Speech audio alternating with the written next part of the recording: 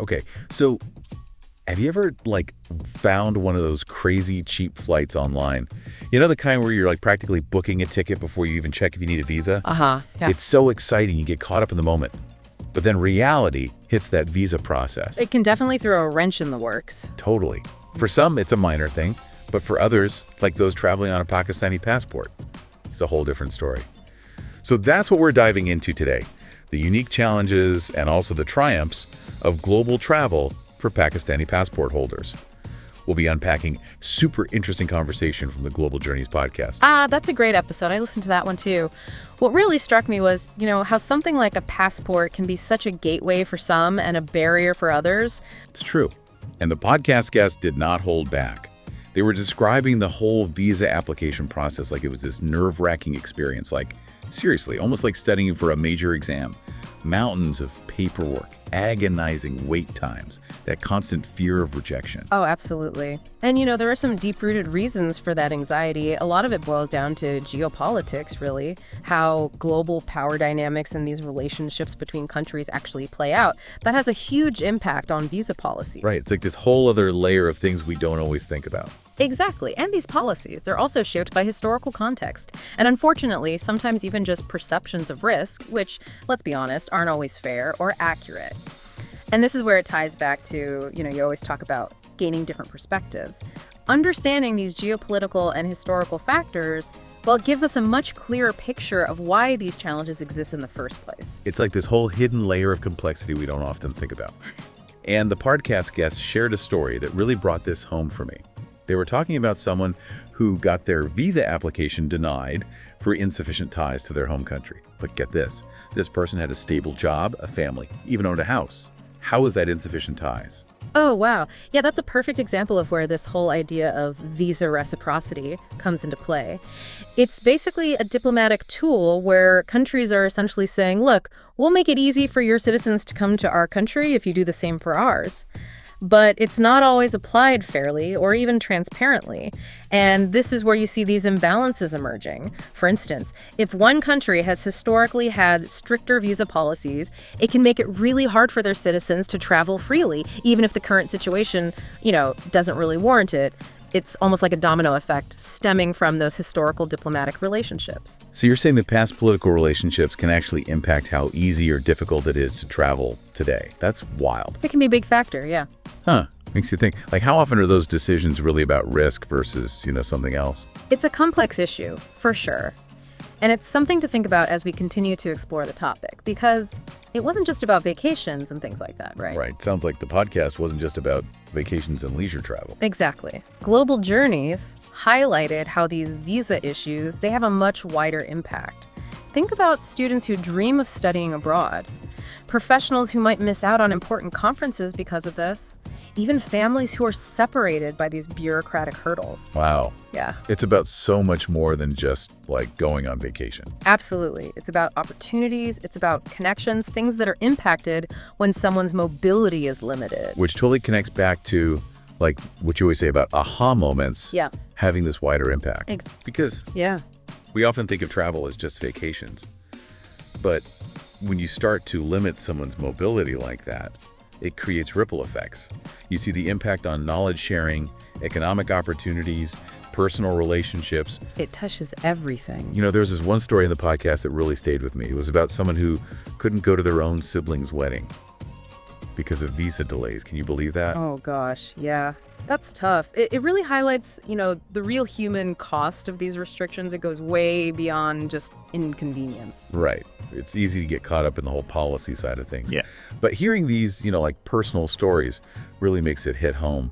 I was wondering, is there any data on how often this kind of thing happens? Are there statistics on, say, how many family reunifications get delayed or even canceled because of visa issues? That's a good question. It's tough to find precise numbers, but there's definitely research out there on the social and emotional impact of these separations.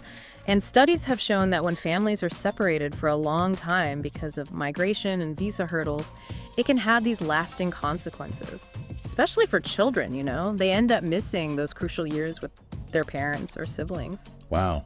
Yeah, that's a heavy thought.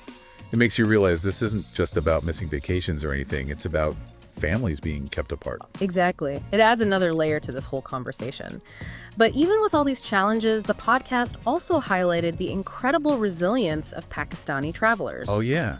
Tell me more about that. They talked about how they've had to be resourceful. They developed these visa hacks, like using these specialized facilitators or looking for countries with easier e-visa options. Okay, so tell me more about this whole e-visa thing, because it seems like technology could really be a game changer. It could make the process so much smoother, right?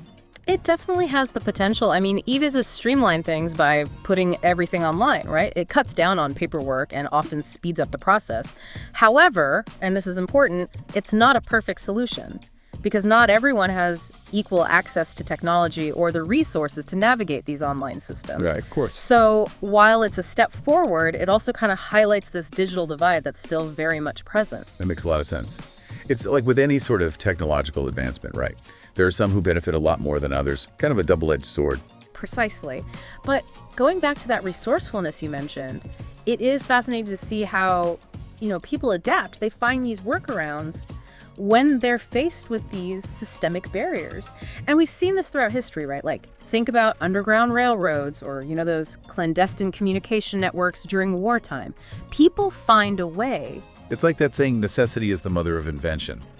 When people need to overcome challenges, they get creative. Exactly. But there's still this underlying tension, right? On the one hand, countries have every right to manage their borders, decide who comes in. Of course, absolutely. But on the other hand, if these visa policies are too restrictive, especially when it seems like they unfairly impact certain nationalities, well, it can feel discriminatory, can't it? Yeah, you've hit on a very crucial point. And it brings up these fundamental questions about the balance between a nation's security concerns and the benefits of global interconnectedness. How do we make sure that these systems are fair and transparent and equitable for everyone? I think that's the core of this whole issue. Yeah, it's like trying to find that sweet spot between security and openness. This reminds me of the whole debate around globalization, this idea that we're becoming more interconnected, but not always in a way that benefits everyone equally. Absolutely. And that's why understanding the nuances of these issues is so important. It's not about, advocating for completely open borders or anything. It's about critically examining the systems that we have in place and asking ourselves, are these systems actually serving their intended purpose? And are they aligned with our values? And most importantly, are they fair? Right. It feels like we're talking about something much bigger than just travel documents at this point. Oh, absolutely. It's about access to opportunities, about cultural exchange, about building understanding between people from different backgrounds. You got it.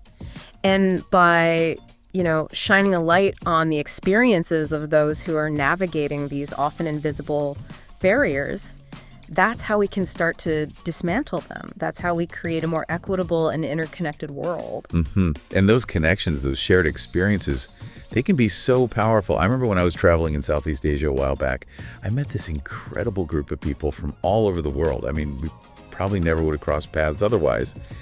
And we ended up having this amazing conversation about cultural differences and perspectives. I love those kinds of moments. Me too. And it really opened my eyes to how important those connections can be. And you know what? It wouldn't have happened if any of us had been stuck at home dealing with visa issues. That's the beauty of travel, isn't it? It broadens our perspectives, challenges our assumptions, and connects us to something, bigger than ourselves. But those benefits shouldn't be exclusive. They shouldn't just be for a select few. So we've been discussing some of the heavier aspects, but I'm curious, what resonated with you from the podcast's more, let's say, optimistic takeaways? Well, despite all the challenges they discuss, the Global Journeys episode left me feeling hopeful, strangely enough. The guests talked about how each visa approval, it was like a small victory. And in a way, it made the journey even sweeter. It was kind of inspiring, actually.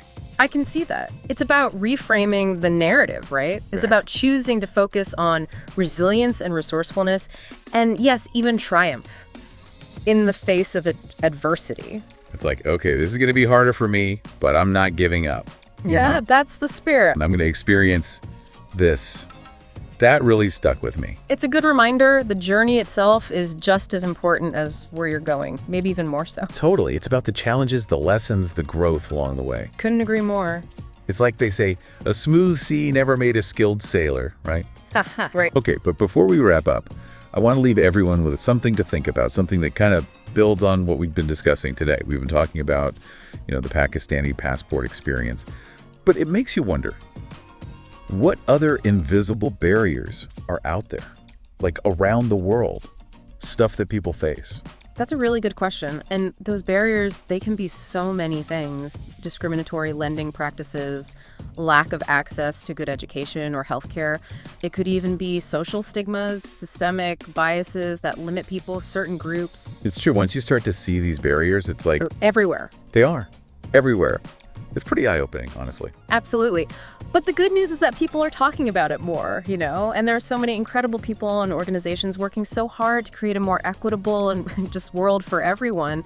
But it takes all of us. It really does feel like we're all in this together. We are. We all have a role to play in breaking down those barriers, even if it feels small. Every little bit counts. Exactly. Every conversation, every time we stand up for each other, every time we try to learn more and educate others.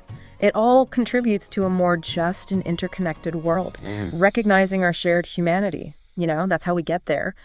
And then working together to build a world where everybody has the opportunity to thrive. I love that. Well said. And on that note, I think we've done some serious unpacking today. We've gone from the specifics of the Pakistani passport experience to these big ideas of visa policies and the importance of a globally connected world.